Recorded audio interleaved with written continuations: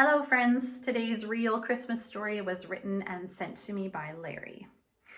It's early December and I find myself settled into my favorite reclining chair as Hallmark Christmas movies are on the big screen TV.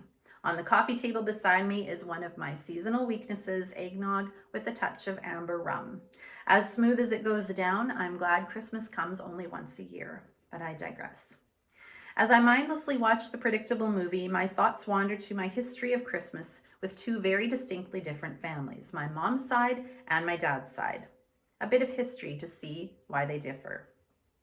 Mom was born in Russia and escaped the Russian Revolution when she was 6 months old. They were very determined immigrants who appreciated the opportunity they were afforded in this new land and embraced the Canadian culture and continued with their Mennonite religion. After working for several years, taking English at night school, they found a farm to rent. After a few years there, they were able to buy their own farm in the Hanley area. As time passed, they ended up at 14 kids in the family. The farm that they settled into was a predominantly cattle raising area at the time, so it was natural for the boys to follow in the cowboy way. They played various instruments and got to performing at local dances and socials. The whole family was musical, quite rambunctious, and enjoyed life and all it had to offer. Dad was born 5 miles from where he lived the majority of his life. His father immigrated from Oklahoma and settled in the Rostern area, a predominantly grain and mixed farming area. Also Mennonite, the area was much more reserved, with music being in church only and secular music kind of frowned upon. His family was very conservative, with the church being the main focus of all social activities. There were 2 in that family, and again, both genetically very musical, as was their father.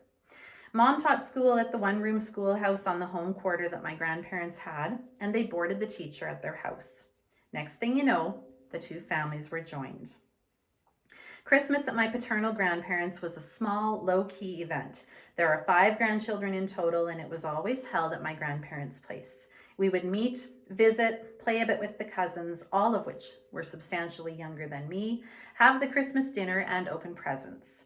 The adults would visit more, we would play with our presents, and then head back to our home. It was special in its simplicity, intimacy, and close-knit family ties. The maternal Christmas was much different. It was held at my grandparents' place as well. Mind you, the house was larger. There could be 40 to 50 people in the house, with cousins playing cowboys and cowboys, lots of laughter, loud visiting, and family banter between brothers and sisters, my aunts and uncles. There would be music and Low German funny poems that I never did understand, but laughed anyway, because that's what everyone was doing. Gifts were minimal, as I recall, although we all got one from Grandma and Grandpa.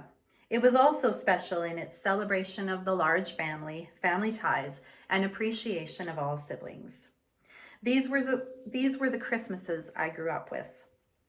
As time has passed, so have so many of the principal people that made these events so special. I try to maintain some of the traditions, but it is tough, as everyone seems to be going their own way. And maybe that's just the way it goes. Everyone creating their own Christmas traditions that they can someday reflect on as they are sitting in an easy chair enjoying Christmas cheer. Thank you very much, Larry. That was a beautiful Christmas-based history of your family, and there's music everywhere, which doesn't surprise me at all. Thank you for sending in your stories, everyone. Keep them coming, and I'll see you here tomorrow.